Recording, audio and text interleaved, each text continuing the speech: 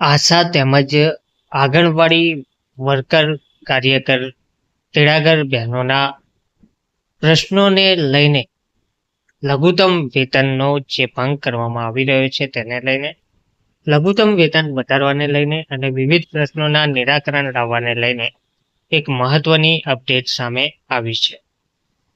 સરકારની સામે હવે વિપક્ષ પણ જોડાયો છે. સરકારે આશા વર્કરમાં જ લાડલી બહેનોના દર્શન કરવાનું જણાવ્યું છે. સરકારી અને ખાનગી ક્ષેત્રમાં શ્રમિકોને લઘુત્તમ વેતનનો ભંગ જોવા મળી રહ્યો છે તેવું જિગ્નેશ મેવાણી દ્વારા જણાવવામાં પણ આવ્યું છે. વિગતવાર માહિતી શું છે લઘુત્તમ વેતનને લઈને આંગણવાડી બહેનો માટેની તે જોઈએ. નમસ્કાર મિત્રો, સ્વાગત છે તમારું અમારી યુટ્યુબ ચેનલમાં. મિત્રો, રાજ્યમાં શ્રમિકો, આશા વર્કરો, આંગણવાડી કાર્યકર બહેનો સહિતના શ્રમજીવીઓ માટે કંપનીઓથી લઈને સરકારી તંત્ર દ્વારા પણ અનેક કિસ્સામાં લઘુત્તમ વેતનનો ભંગ થઈ રહ્યો હોવાનો મુદ્દો વિધાનસભામાં ચમક્યો હતો. ભાજપનું 28 વર્ષનું શાસન છતાં 100માંથી 40 બાળકો કુપોષિત અને તેમાં મોટાભાગનો વર્ગ આદિવાસી હોવાનો દાવો કોંગ્રેસ દ્વારા વિધાનસભામાં કરવામાં આવ્યો હતો. વિધાનસભા ગૃહમાં મહિલા અને બાળ કલ્યાણ વિભાગની ચર્ચામાં ભાગ લેતા કોંગ્રેસના જિગ્નેશ મેવાણીએ જણાવ્યું હતું કે ગુજરાતમાં આટલા બધા ઉદ્યોગપતિઓ, કોર્પોરેટર, કંપનીઓ, રિયલ એસ્ટેટના માંધાતાઓ અને મોટી ડેરીઓ હોવા છતાં બાળકોમાં કુપોષણ જોવા મળી રહ્યું છે.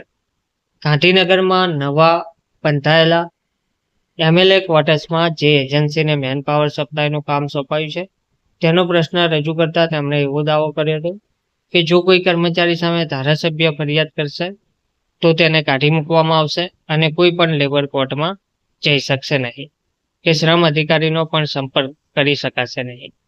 ગુજરાત મકાન અને અન્ય બાંધકામ શ્રમયોગી કલ્યાણ બોર્ડમાં લગભગ 4500 કરોડથી વધારેની પૂંજી જમા છે. 20%થી વધારે રકમ બાંધકામ શ્રમિકોના હિતમાં વાપરવામાં આવતી નથી. તે વાપરવાની માંગણી તેમણે કરી હતી. મેવાણીએ વધુમાં જણાવ્યું હતું કે સરકારને આશા વર્કર અને આંગણવાડી બહેનોમાં પણ લાડલી બહેનોના દર્શન થાય તેનો સમય પાકી ગયો છે, કારણ કે આ બહેનોના પ્રશ્નોના આવેદનપત્રો સ્વીકારતા અને તેમના ધરણામાં ભાગ લેતા મને 15 વર્ષ થઈ ગયા છે, પરંતુ તેમની સમસ્યાઓ ઉકેલાતી નથી. આશા વર્કર બહેનોને ફક્ત પ્રોત્સાહન વેતન મળે છે, તેમને લઘુત્તમ વેતન પણ મળતું નથી.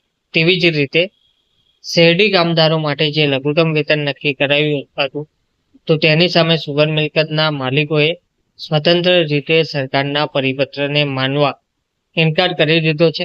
છેલ્લા 2 વર્ષમાં શેરડી કામદારોને તેમને મળવાપાત્ર વેતન સામે 87 કરોડ ઓછા ચૂકવવામાં આવ્યા છે.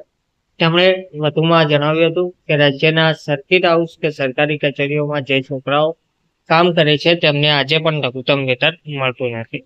ટૂંકમાં રાજ્યમાં શ્રમિકો, આશા વર્કરો, આંગણવાડી કાર્યકર બહેનો સહિતના શ્રમજીવીઓ માટે કંપનીઓથી લઈને સરકારી તંત્ર દ્વારા પણ લઘુત્તમ વેતનનો ભંગ કરવામાં આવી રહ્યો છે.